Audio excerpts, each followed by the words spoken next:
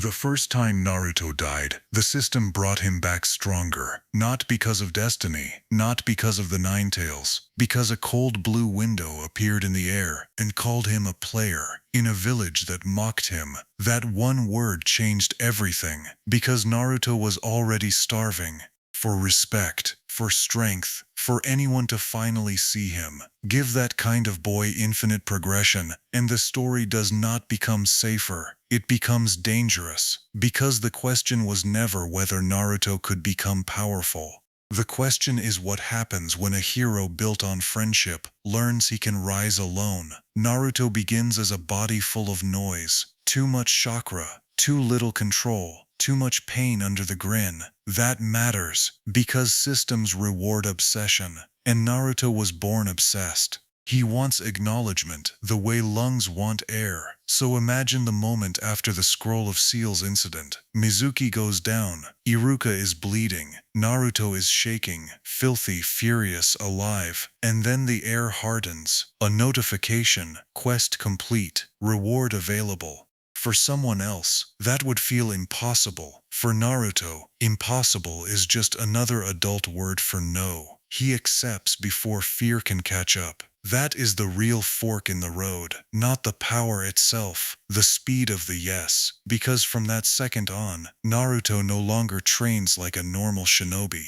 He grinds, he repeats, he starts to love the pain, because pain now has numbers attached to it. Suffering becomes measurable, and measurable suffering becomes addictive. At first, the system is simple: daily quests, basic rewards, barely enough to prove it is real. Run, strike, endure, survive. For most genin, growth is uneven. A lesson here, a mission there, a breakthrough months away. For Naruto, every hour starts paying interest, and then comes the trick no system designer should ever have handed him: shadow clones. If the system counts effort, and each clone can generate effort, Naruto breaks progression on day one. One clone works taijutsu, one studies chakra control, one throws kunai until the fingers split, a dozen learn from failure. The original absorbs all of it. That means the solo leveling system does not just make Naruto stronger, it makes him efficient, terrifyingly efficient. By the time Team 7 forms, Naruto is still loud on the surface, but underneath, his timing is cleaner, his stance is lower, his eyes track everything. Kakashi notices first. Not because Naruto wins the bell test outright. He does not. He still lacks experience. He still wastes motion when emotion spikes. But Kakashi sees something worse than talent: momentum. Sasuke feels it next. At first it is insulting. Naruto should not be this close. Then it becomes irritating.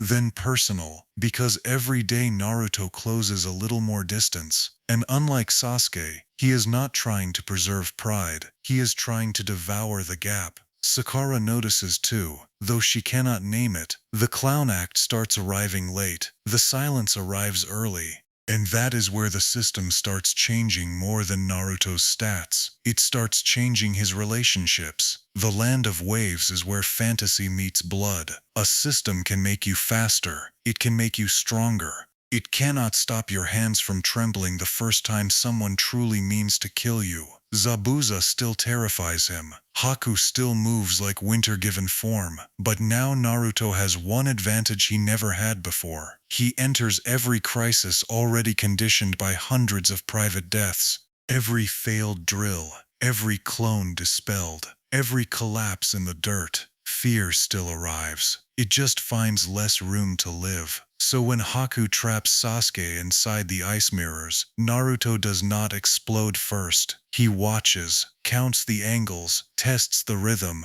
The system has trained him to treat chaos like a puzzle that hurts. That changes the fight. He sends clones not as a tantrum, but as probes. He watches which mirror reacts a fraction too late. He sacrifices bodies that are made of chakra to map a killing pattern. It is ruthless, smart, efficient. It is also not how Naruto used to fight. When Sasuke falls protecting him, the old fuse still lights. Rage tears through the calculation. But here is the difference now. The system has taught Naruto to keep a piece of his mind untouched, even in fury. So Haku loses not to a wild beast, but to a beast that has started learning discipline. That should be a victory. Instead, it plants a seed. If discipline can aim his anger, what else can the system teach him to weaponize? Power usually solves Naruto's problems by pushing him toward people. This power begins solving them by removing the need for people. That is the trap, because Naruto's deepest wound was never weakness, it was isolation, and the leveling system feeds that wound with rewards. Why ask for help when help slows the grind?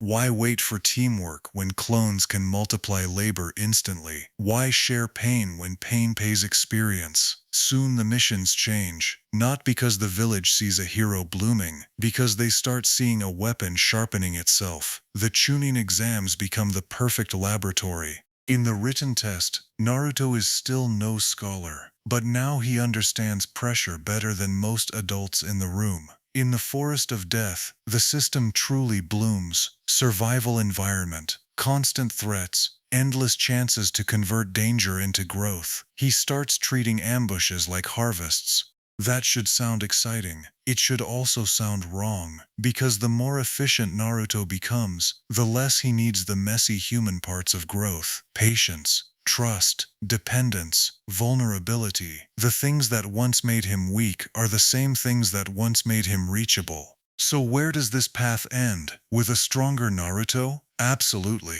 With a smarter fighter? No question. Maybe even with a version of Naruto who reaches godlike power far earlier than anyone imagined. But the cost would not be hidden in the fights. It would be hidden in the spaces between them.